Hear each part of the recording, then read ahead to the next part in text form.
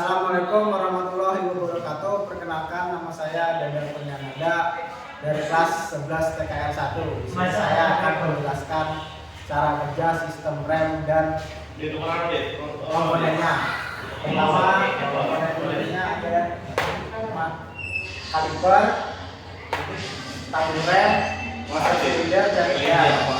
Cara kerjanya, pertama modal ditekan dan cairan yang ada di dalam masker silinder akan tertekan.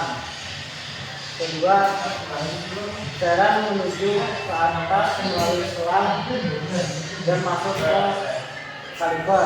Di dalam kaliper piston akan tertekan dan kampas akan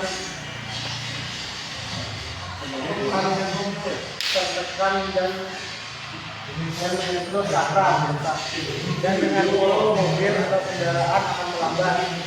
Assalamualaikum warahmatullahi wabarakatuh.